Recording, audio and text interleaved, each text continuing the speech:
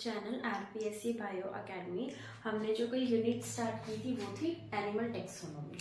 अब जो टेक्सोनॉमी है इसके अंदर हम कल नॉमेनक्लेचर के बारे में हम कल पढ़ रहे थे। अब हम उससे रिलेटेड कुछ वोकैबुलरीज हैं उसके बारे में डिस्कस करते हैं। सबसे पहले आएंगे टोटोनिम्स।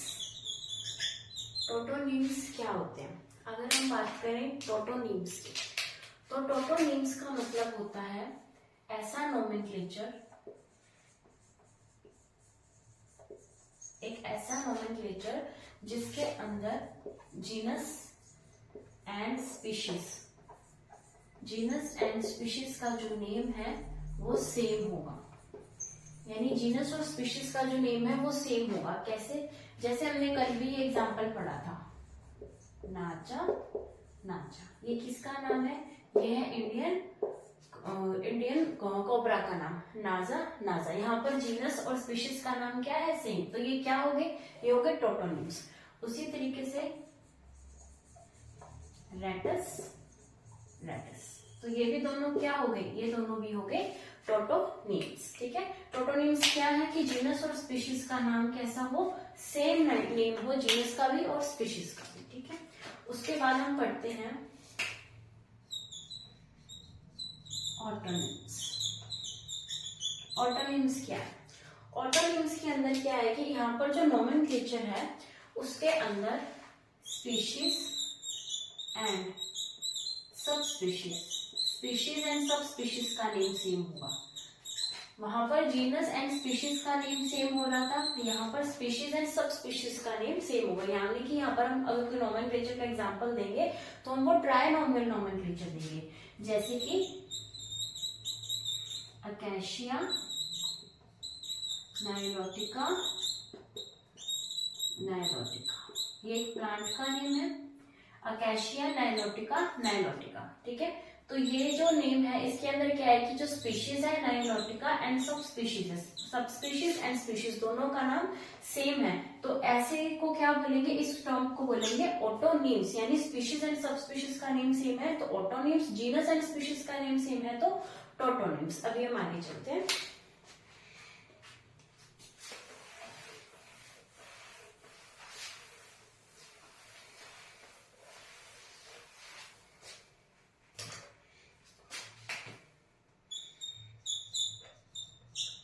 हम डिस्कस करते हैं सिनोनिम्स क्या होते हैं।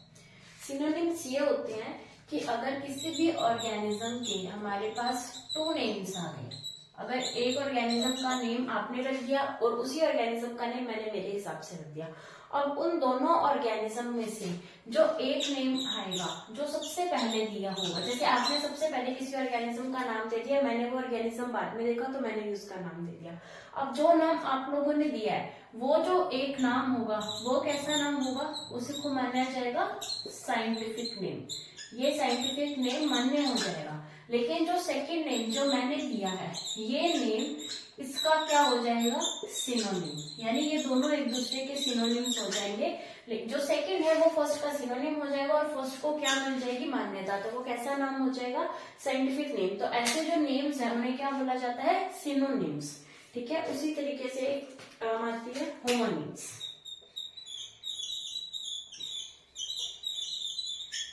होमोनिम्स क्या होते हैं? ठीक है, होमोनिम्स के अंदर आता है कि कोई भी ऐसा एक नाम होगा, एक नेम होगा और वो दो ऑर्गेनिजम्स का होगा। यानी दो ऑर्गेनिजम्स का सेम नेम, तो ऐसे नेम को क्या बोलेंगे? होमोनिम। दो ऑर्गेनिज्म है, दोनों का ही एक ही नाम है, तो ऐसे नेम्स को बोला जाता है होमोनिम्स। जैसे कि प्रूनस डाल्सिस। ये जो प्रूनस डाल्सिस नेम है ये एलमंड का भी है, यानी कि ये बादाम का भी है और ये पाम का भी है। तो ऐसा नेम जो दो ऑर्गेनिजम्स के लिए वैलिड हो उसे क्या बोला जाता है? होमोनिम। जैसे कि प्रूनस डाल्सिस। और ऐसे ऑर्गेनिजम्स जिनके अगर दो नेम मिल जाए तो दोनों में से एक नेम तो साइंटिफिक होगा जो सबसे पहले दिया होगा और जो सेकंड नेम होगा वो उसका सिनोनिम बन जाएगा। ये वैसे पार्ट थोड़ा सा बॉटनी के अंदर आता है, लेकिन मैंने इसको यहाँ पर करवा दिया। जब आप प्लांट टेक्सोनॉमी पढ़ोगे तो उसके साथ और भी बहुत सारी चीजें यहाँ पर पढ़ने वाले हो, ठीक है। तो अभी हम आगे चलते हैं।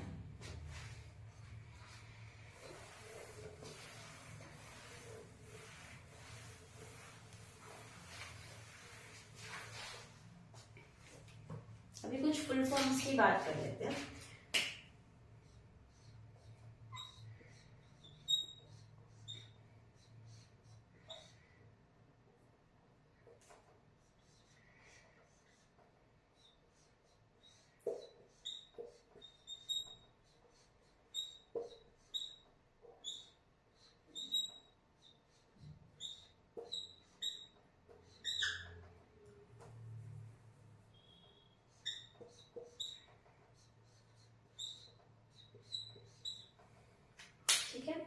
अभी हम इनके फुल फॉर्म्स देखते हैं। इनमें से जो इम्पोर्टेंट है वो तो ये दोनों ही है, लेकिन फिर भी कई बार आ जाती है तो हम इसको भी पढ़ लेते हैं। इसमें कोई टाइम तो लगने वाला हमारा है नहीं। तो सबसे पहले हम लिखते हैं ICBN। सबसे इम्पोर्टेंट फुल फॉर्म है ये, international code of botanical nomenclature. International code of botanical nomenclature. ये जो फुल फॉर्म है आई होप कि सबने सुनी होगी, सबको आती होगी, लेकिन गलती क्या होती है यहाँ पर एग्जामिनर ऑफ की जगह दे देगा फॉर और हम कंफ्यूज हो जाएंगे। तो हमें क्या याद रखना है कि यहाँ पर फॉर नहीं है, यहाँ पर क्या है, यहाँ पर है ऑफ, ठीक है। उसके बाद हम बात करते हैं ICZ।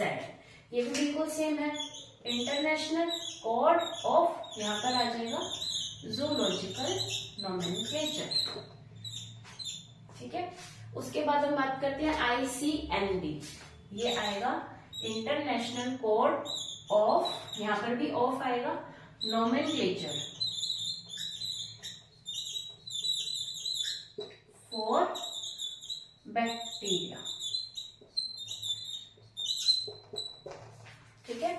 यहाँ पर क्या है कि ऑफ भी आ रहा है और फॉर भी आ रहा है। ऑफ पहले आएगा, फॉर बाद में आएगा।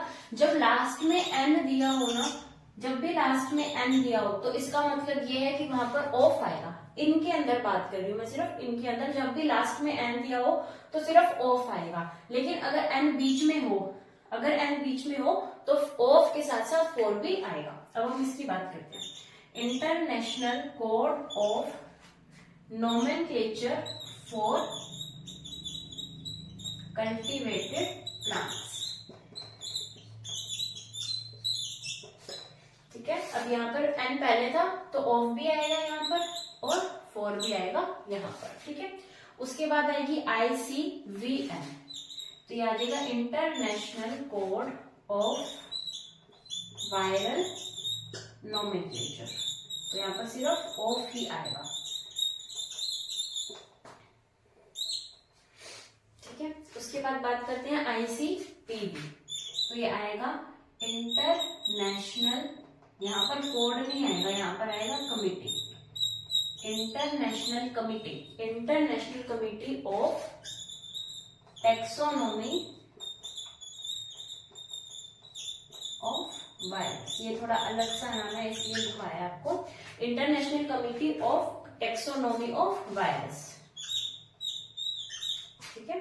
तो ये कुछ फुल फॉर्म्स थी जो आती हैं, जिनमें से ये फुल फॉर्म्स तो बहुत ही इंपॉर्टेंट है, ऊपर वाली दो, बाकी भी एक बार हम पढ़ लेते हैं ताकि अगर कोई आ जाए तो हमारा आंसर गलत नहीं होना चाहिए। ICBN है international code of botanical nomenclature. अगर यहाँ पर मेरे ध्यान देने वाली बात है कि ऑफ आएगा, फॉर नहीं आएगा। उसी तरीके से ICZ में ऑफ ज़ूलॉजिकल नोमेनक्लेचर, और यहाँ पर कोड है, यहाँ पर एक ही ऐसा है जिसके अंदर कमिटी आती है।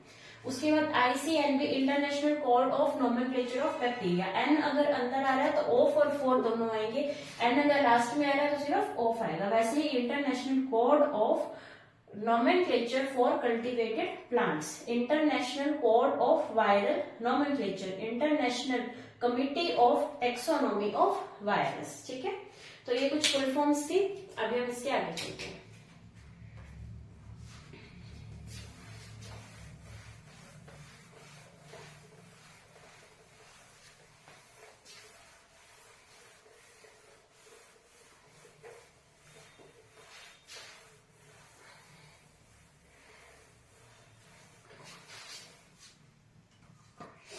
अभी हम देखते हैं कि जो किंगडम की क्लासिफिकेशन दी हुई है, हम थोड़ा सा उसको समझते हैं। जो सबसे पहले क्लासिफिकेशन दी गई थी वो थी टू किंगडम की।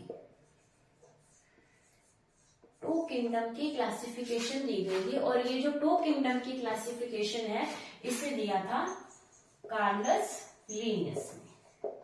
कार्लस लीनियस ने बायनोमियल नोमेनक्लेचर भी दिया था। कार्लस लीनियस को टैक्सोनॉमी के फादर ऑफ टैक्सोनॉमी भी कहा जाता है। उसी तरीके से कार्लस लीनियस ने टू किंगडम क्लासिफिकेशन दी थी। इन्होंने किंगडम कौन से बताए थे? इन्होंने किंगडम बताए थे Animalia and planting. Animalia and planting, ठीक है। उसके बाद आया three kingdom system.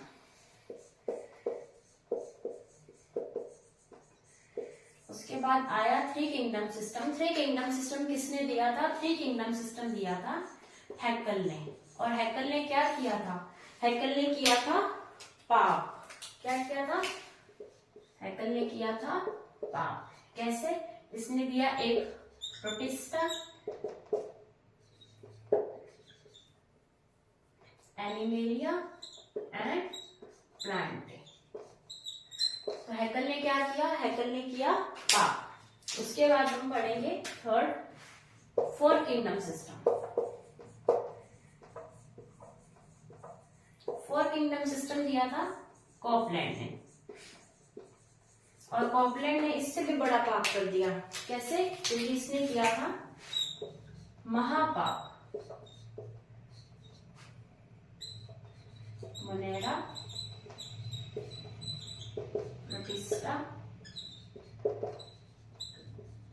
Animalia and planting. तो कॉपलैंड ने महापाप कर दिया और हैकल ने पाप किया। उसके बाद हम चलते हैं सबसे इंपॉर्टेंट फाइव किंगडम, जो कि मान्य है, जिसे हम पढ़ते हैं, जो हमारे सिलेबस में भी दे रखा है। फर्स्ट यूनिट के अंदर आता है ये फाइव किंगडम। फाइव किंगडम किसने दिया था? फाइव किंगडम दिया था विटेकर ने। विटेकर ने दिया था फाइव किंगडम क्लासिफिकेशन। और फाइव किंगडम क्लासिफिकेशन में इन्होंने क्या किया था? एक लिया मोनेरा, फिर प्रोटिस्टा, उसके बाद fungi, then plantae and animalia. ये थे फाइव किंगडम्स जिनको अभी हम पढ़ने वाले हैं। और इन किंगडम्स के बारे में पढ़ने के बाद हम क्या स्टार्ट करेंगे? हमारा एनिमेलिया, ठीक है। तो ये थे टू किंगडम जो कि दिया था कार्लस लीनियस ने। Animalia and plantae two kingdom, इनके दो किंगडम थे। उसके बाद थ्री किंगडम दिया था हैकल ने। इन्होंने क्या किया था? इन्होंने किया था पाप। उसके बाद फोर किंगडम सिस्टम कॉपलैंड ने दिया था, इसने किया था महापाप। उसके बाद था फाइव किंगडम सिस्टम विटेकर, जो कि हमारे सिलेबस में भी गिवन है। इसके अंदर आएंगे पांच kingdoms, Monera, protista, fungi, Plantae and animalia, ठीक है। अब हम इससे आगे चलते हैं और हम देखते हैं five kingdom system.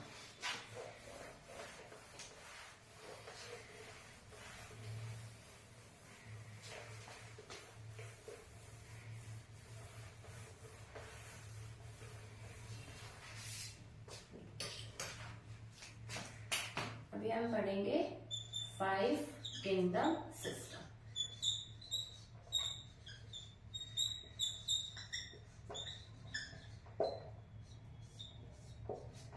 Five kingdom system. अब जो विटेकर ने ये फाइव किंगडम सिस्टम दिया था, इस सिस्टम के उसने बेस बनाए थे। और बेस कितने बनाए थे?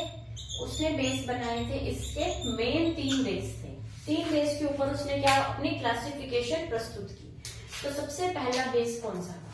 सबसे पहला बेस था सेल का नंबर कितना हो। सेल का नंबर यानी क्या जो ऑर्गेनिज्म है वो यूनिसेलुलर है या फिर वो ऑर्गेनिज्म मल्टी सेलुलर है। सबसे पहला उसने बेस ये रखा। फिर उसने रखा कॉम्प्लेक्सिटी,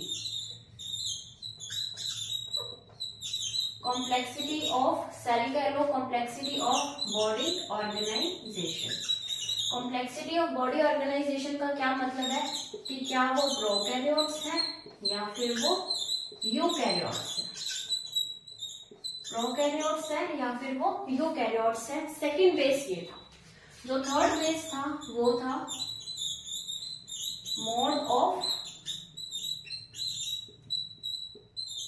न्यूट्रिशन, यानी कि उनका जो न्यूट्रिशन था, क्या वो ऑटोट्रॉफ्स थे या वो हेटेरोट्रॉफ्स, यानी वो अपना खाना खुद बनाते थे या वो प्लांट्स के ऊपर डिपेंडेंट थे। ठीक है, तो ये मेन 3 बेसिस थे जिसके ऊपर विटेकर ने अपना 5 किंगडम सिस्टम दिया था। ठीक है, अब ये जो बेस है ये हमारे लिए पढ़ने इसलिए इम्पोर्टेंट है क्योंकि असिस्टेंट प्रोफेसर 2020 के अंदर यहाँ से क्वेश्चन आ चुका है। वहां पर क्वेश्चन क्या था कि इनमें से कौन सा बेस नहीं माना गया। उसके अंदर जो था, एक तो ऑप्शन था मोड ऑफ न्यूट्रिशन, ठीक है, सेकंड ऑप्शन था कॉम्प्लेक्सिटी ऑफ बॉडी ऑर्गेनाइजेशन, और थर्ड था प्रोकैरियोट्स एंड यूकैरियोट्स। ठीक है, इसी तरीके से उन्होंने 3 ऑप्शन दिए, और जो फोर्थ ऑप्शन था वो ऑप्शन था मोड ऑफ प्रोडक्शन। तो मोड ऑफ प्रोडक्शन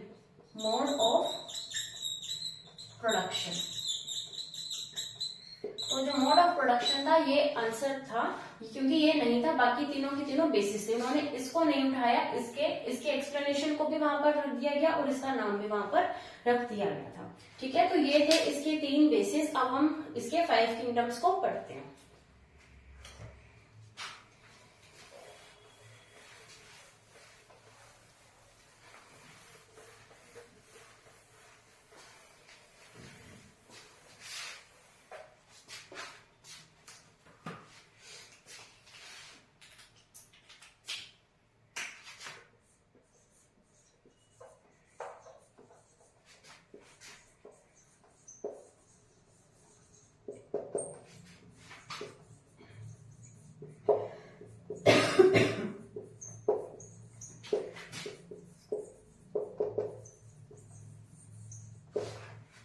ये 5 किंगडम्स थे, Monera, protista, fungi, Plantae and animalia.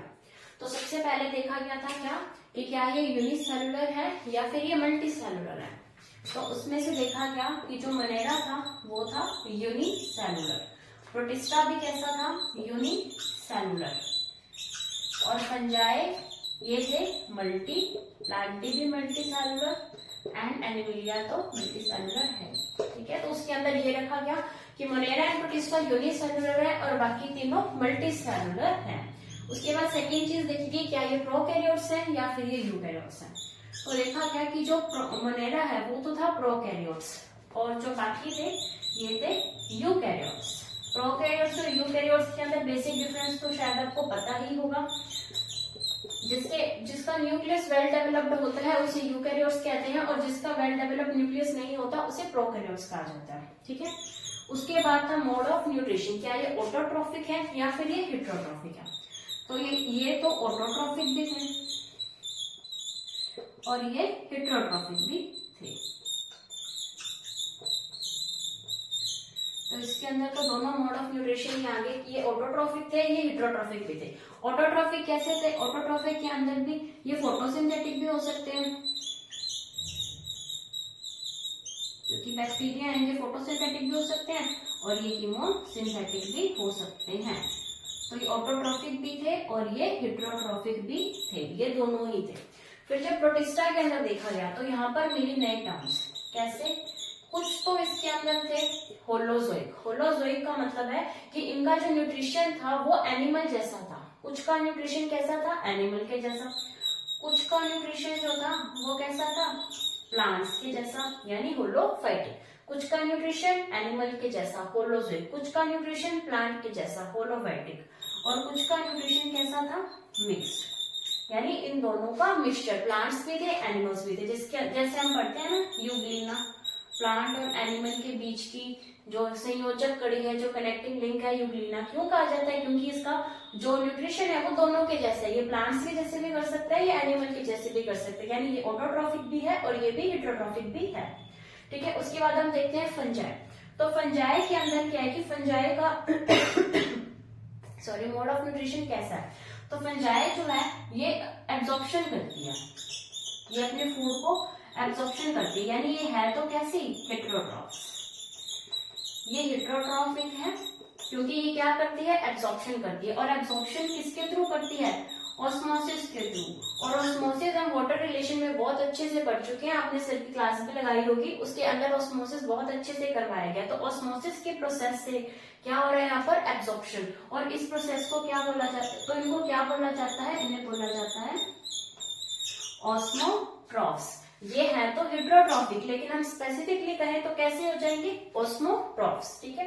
Plants, जो प्लांटिंग की अगर हम बात करें तो प्लांट्स तो कैसे होते हैं, ऑटोट्रॉफिक होते हैं। और एनिमल्स कैसे होते हैं, एनिमल्स होते हैं हेट्रोट्रॉफिक। तो ये सारा जो क्लासिफिकेशन है ये किसके द्वारा दिया गया था, ये सारा का सारा क्लासिफिकेशन विटेकर के द्वारा दिया गया था। 3 पॉइंट्स के साथ उन्होंने सारे किंगडम को समझा दिया था, जो कि ये मान्य भी है। और यहाँ पर जो ये चीज है कि एब्जॉर्प्शन दिया गया था, ये क्वेश्चन भी हमारे आरपीएससी में पूछा जा चुका है कि फंजाई जो है वो अपना न्यूट्रिशन कैसे लेती है, तो वो एब्जॉर्प्शन के थ्रू अपना न्यूट्रिशन लेती है। तो ये स्टेटमेंट के अंदर ये क्वेश्चन आया हुआ था। और इसके अलावा अभी हम जो इसके पढ़ने वाले हैं एग्जाम्पल्स, उस एग्जाम्पल्स में से भी 3 क्वेश्चन आ चुके हैं हमारे प्रीवियस ग्रेड 1 के अंदर ही।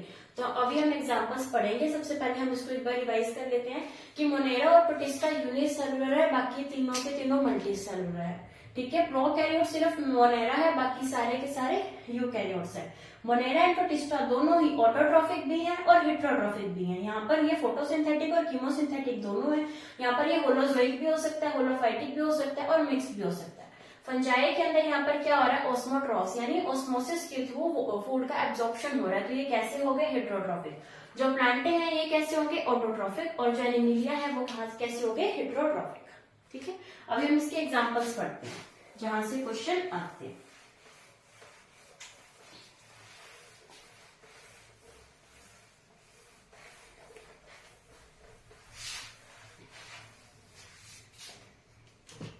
सबसे ज्यादा जो क्वेश्चन आए हुए हैं तीनों के तीनों क्वेश्चन इस मोनेरा किंगडम में से ही पूछे गए।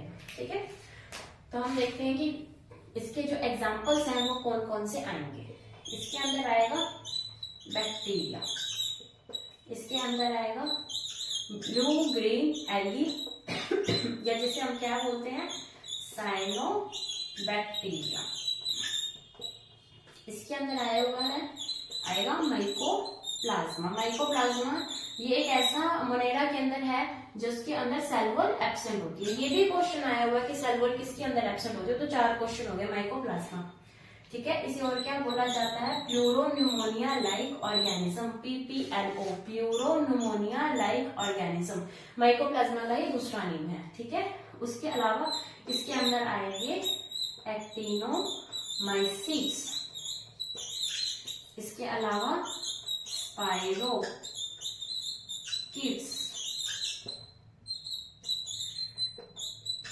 Rickettsia, आर्के bacteria. इसके अंदर तो अगर हम लिखने जाए तो बहुत सारे हैं, लेकिन हमने सिर्फ इम्पोर्टेंट लिखे हैं। ये जो सारे हैं ये सारे बैक्टीरिया ही हैं। ठीक है। तो कई बार क्या होता है कि बैक्टीरिया सीधा ना देके ये नेम्स दे दिए जाते हैं और हम कंफ्यूज हो जाते हैं, इसलिए इनको भी साइड में लिख लेना।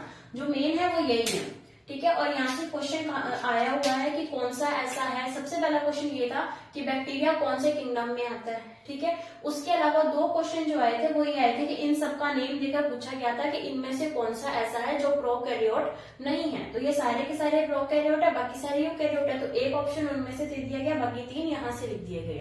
ठीक है। तो इस तरीके से यहाँ पर ग्रेड 1 के अंदर 3 क्वेश्चन आ चुके हैं जो कि सिर्फ इनके एग्जाम्पल से ही पूछे गए हैं। ठीक है। इसलिए हमें ये बहुत अच्छे से आना चाहिए।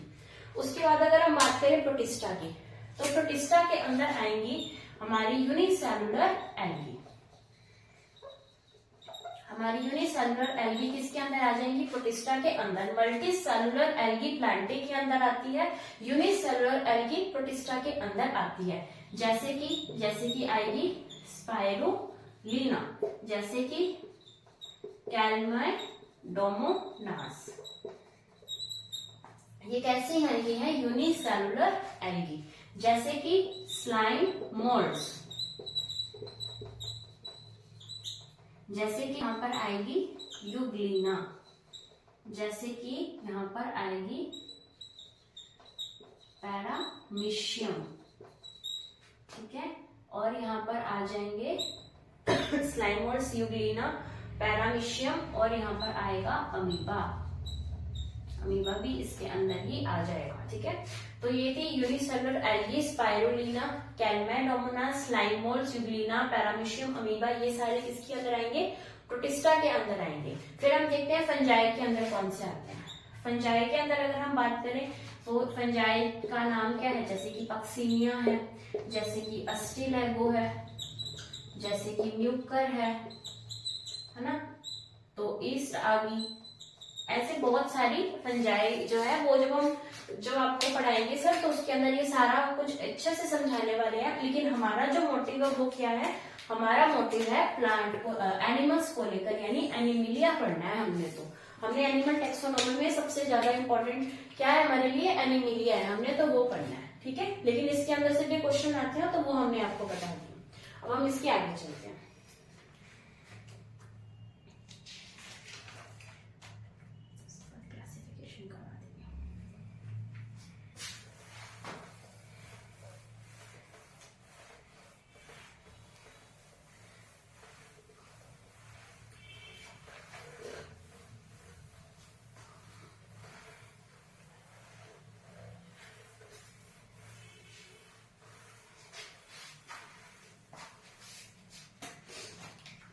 अभी हमने डिस्कस किया कि हमने पढ़ना है किंगडम एनिमेलिया।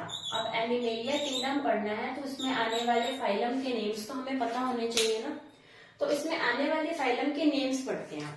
कौन कौन से फाइलम है जो एनिमेलिया किंगडम के अंदर आते हैं? ठीक है, सबसे पहला प्रोटोजोआ। हमें ये नेम्स याद होने चाहिए, तभी हमारी टेक्सोनॉमी जो है वो स्ट्रॉन्ग होगी। फिर उसके बाद आएगा पोरीफेरा, फिर आएगा सिलेंट्रेट्स, फिर आएगा टिनोफोरा, फिर आएंगे प्लेटीहेल्मिन्थस,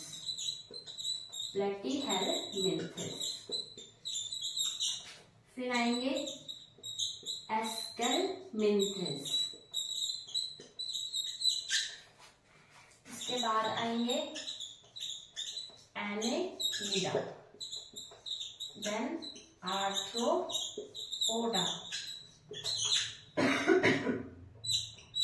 उसके बाद आएगा मोलस्का,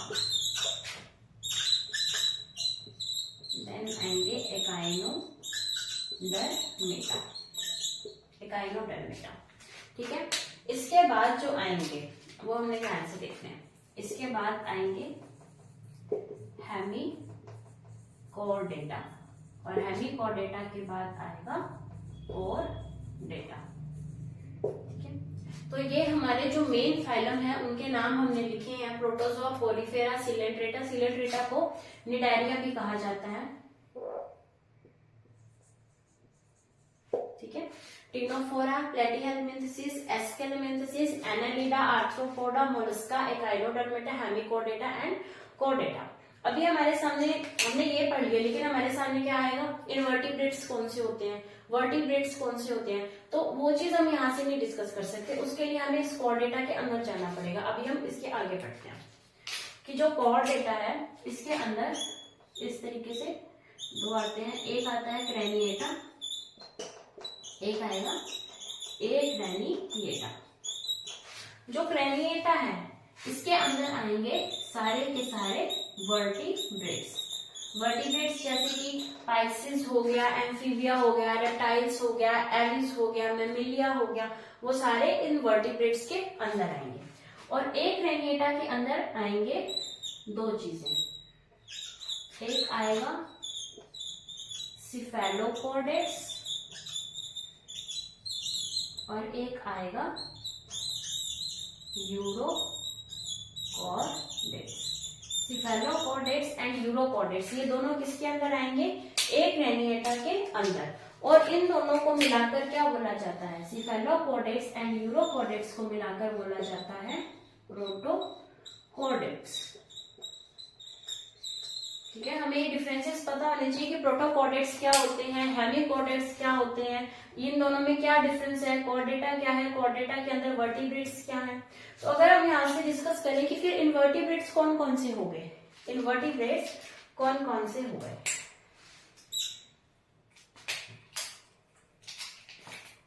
तो अगर हम डिस्कस करना चाहें, हमें पता चले कि इनवर्टिब्रेट्स होते कौन से हैं। हमने पूरी बुक पढ़ी है इनवर्टिब्रेट्स की, तो इनवर्टिब्रेट्स कौन से होते हैं। तो अगर हम बात करें इनवर्टिब्रेट्स की, तो इनवर्टिब्रेट्स के अंदर आएंगे एक तो हमारे सारे के सारे नॉन कॉर्डेट्स। नॉन कॉर्डेट्स का मतलब यहाँ से कॉर्डेटा शुरू हो रहा है, इससे पहले वाले सारे, यहाँ से कॉर्डेट शुरू हो रहा है तो नॉन कॉर्डेट्स, कॉर्डेट्स के अलावा बाकी सारे, ठीक है। एक तो ये बाकी सारे नॉन कॉर्डेट्स आ गए, प्लस हम क्या करेंगे protochordates, non chordates and protochordates. अब प्रोटोकॉर्डेट्स यानी हमने यहाँ से इतना सारा और इनके साथ मिला दिया। हमने वर्टिब्रेट्स तो पढ़ा था, और वर्टिब्रेट्स अब हमें क्या पढ़ना था, इनवर्टिब्रेट्स, यानी हमने सिर्फ इतनी चीज को छोड़ के बाकी सारे क्या है इनवर्टिब्रेट्स। तो हम उसको लिखेंगे कैसे, इनवर्टिब्रेट्स। एक तो हमने लिख दिया कि जो सारे नॉन कॉर्डेट्स है, कॉर्डेटा से पहले वाले सारे नॉन कॉर्डेट्स आ गए, और जो सेकंड यहाँ पर लिखा हुआ है क्या, इन दोनों को क्या बोलते हैं, इन दोनों को ऐड करेंगे तो प्रोटोकॉर्डेट्स। तो प्रोटोकॉर्डेट्स प्लस नॉन कॉर्डेट्स क्या बन गया, इनवर्टिब्रेट्स, ठीक है। तो ये हमने पढ़ी थी। इनके अंदर इनकी जो क्लासिफिकेशन है, इनके अंदर जो फाइलम आते हैं, हमने उसके बारे में बात की थी। अभी हम इससे आगे चलते हैं।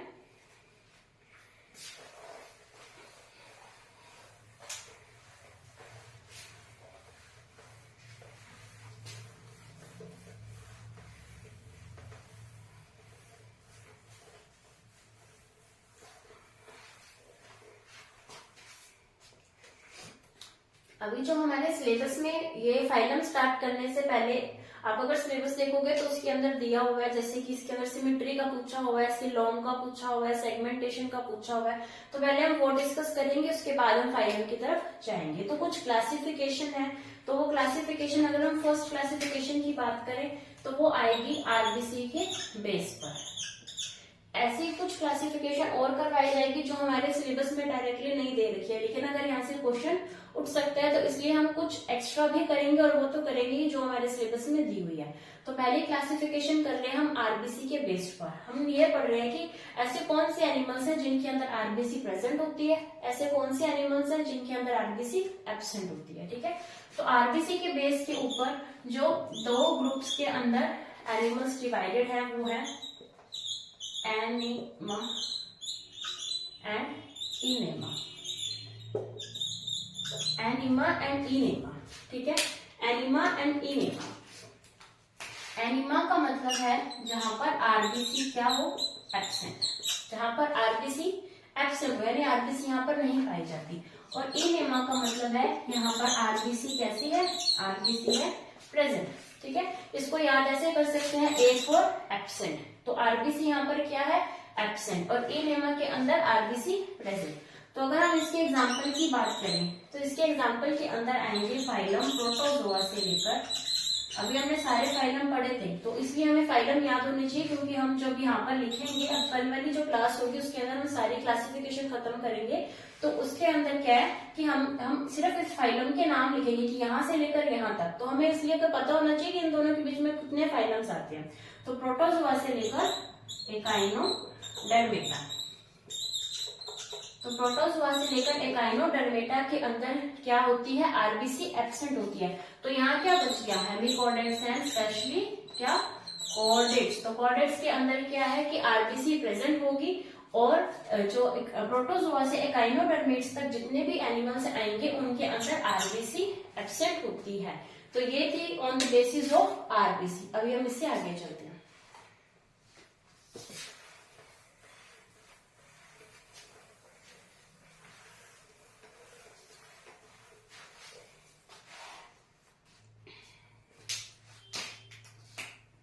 अभी हम पढ़ेंगे on the basis of body organisation.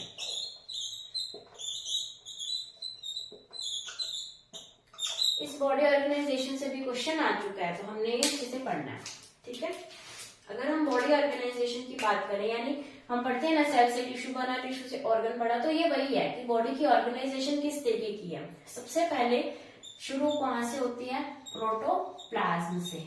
Protoplasmic. Protoplasm सबको पता है क्या होता है, जैसे कि हमने ये स्ट्रक्चर ली, अगर इसके अंदर हमने सेल वॉल को निकाल दिया तो उसे प्रोटोप्लाज्म बोला जाता है, ठीक है। तो सेल वॉल को निकालने के बाद जो बची हुई स्ट्रक्चर है सेल की, उसे प्रोटोप्लाज्म कहा जाता है।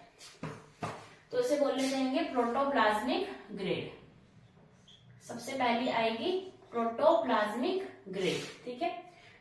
उसके बाद प्रोटोप्लाज्म से क्या बनता है, सेल, तो क्या आएगी सेलुलर ग्रेड। तो इसे कैसे लिखा जाएगा, cellular grade of body organisation, ठीक है। सेल से क्या बनते हैं, टिश्यूज, तो tissue grade of body organisation. Tissue से क्या बनते हैं, सिस्टम, तो सिस्टम ग्रेड, और सिस्टम ग्रेड ऑर्गन बनेंगे, टिश्यू से बनेंगे ऑर्गन ग्रेड, और ऑर्गन से बनेंगे organ system grade of body organisation. तो मेन ये सारे ग्रेड्स होते हैं बॉडी ऑर्गेनाइजेशन के अंदर, ये सारी ऑर्गेनाइजेशंस प्रेजेंट होती हैं एनिमल्स के अंदर। तो अब हमें देखना है कि इनमें से कौन सी, अभी हमने इतने सारे वो जो नेम लिखे थे प्रोटोजोआ, पोरीफेरा, उनमें से किसके अंदर कौन सा ग्रेड आएगा, ठीक है। तो सबसे पहले हमने क्या पढ़ा था, प्रोटोजोआ, तो प्रोटोजोआ आ जाएगा protoplasmic grade of body organisation. अब क्वेश्चन में कैसे दिया जाता है, आपको प्रोटोजोआ नहीं दिया जाएगा, इसका क्या दिया जाएगा, एग्जाम्पल, ठीक है। तो जब हम फाइलम पढ़ेंगे हम सारे एग्जाम्पल्स अच्छे से पढ़ने वाले हैं, तो इसलिए अभी इतना कॉम्प्लेक्स नहीं करते हैं, टेक्सोनॉमी को थोड़ा सा सिंपल वे में चलने देते हैं। तो जो प्रोटोजोआ है, प्रोटोजोआ के अंदर कैसा ग्रेड होता है, प्रोटोप्लाज्मिक। इसको तो लर्न करना भी इजी है, प्रोटो एंड प्रोटो, ठीक है। प्रोटोजोआ के बाद हमने क्या पढ़ा था, प्रोटोजोआ के बाद हमने पढ़ा था पोरीफेरा। पोरीफेरा के अंदर कैसा ग्रेड होगा, सेलुलर ग्रेड। अब इसे कैसे याद कर सकते हैं कि सेल्स के अंदर क्या हो गए, सेल्स के अंदर पोर्स होते हैं, सेल्स के अंदर पोर्स होते हैं। वैसे तो हम देखते हैं कि जो न्यूक्लियर मेम्ब्रेन जब हम बनाएंगे तो न्यूक्लियर मेम्ब्रेन के अंदर भी इस तरीके से हमें पोर्स दिखाई देते हैं। वैसे सेल्स के अंदर भी क्या होते हैं, पोर्स होते हैं। तो सेलुलर ग्रेड के अंदर क्या आ गया, पोरीफेरा। अब टिश्यू ग्रेड के अंदर आएगा टिनोफोरा, ठीक है। अब यहाँ पर हम साउंड की बात करेंगे, टै से टिश्यू, टै से टिनोफोरा, सी साइलेंट रहता है, तो टै से टिश्यू, टै से टिनोफोरा, ठीक है। लेकिन हम यहाँ पर एक भूल गए, कौन सा भूल गए, हम भूल गए सिलेंट्रेटा, या फिर टिनोफोरा, निडारिया, सिलेंट्रेटा या फिर निडारिया, हम ये तो भूल ही गए, ठीक है। अब हम इसको क्यों भूले, इसको इसलिए भूले क्योंकि इसमें क्या आ गया, इसके अंदर सील को क्या बोलते हैं, सीलना, किसी भी चीज को सीलना, स्टिच करना। इसके अंदर क्या आया, सील वर्ड आया, यानी ये किसको सीलेगा, ये सेल और टिश्यू दोनों को आपस में सील देगा। तो अगर हम बात करें सिलेंट्रेट्स के अंदर क्या होगा, सिलेंट्रेट्स के अंदर होगा सेलुलर टिश्यू ग्रेड, ये दोनों का मिक्सचर होगा, सेलुलर और टिश्यू का मिक्सचर होगा, किसके अंदर, सिलेंट्रेटा के अंदर या फिर निडारिया के अंदर। हम इसको कैसे याद रखेंगे, क्योंकि ये सील देगा, किसको सीलेगा, सेल को और टिश्यू को सील देगा, ठीक है। उसके बाद आएगा ऑर्गन ग्रेड। ऑर्गन ग्रेड का एग्जाम्पल रहेगा प्लैटीहेल्मिन्थस, ठीक है। इसको याद रखना है तो ऐसे रख सकते हैं कि ऑर्गन को कहाँ रख दिया, प्लेट में। हमने किडनी निकालकर कहाँ रख दी, प्लेट में। हमने दिल निकालकर कहाँ रख दिया, प्लेट में। इस तरीके से हम इसको याद कर सकते हैं। अगर आपको याद है तो बहुत अच्छी बात है, अगर किसी को दिक्कत आती है तो वो इस तरीके से बनाकर याद कर सकता है।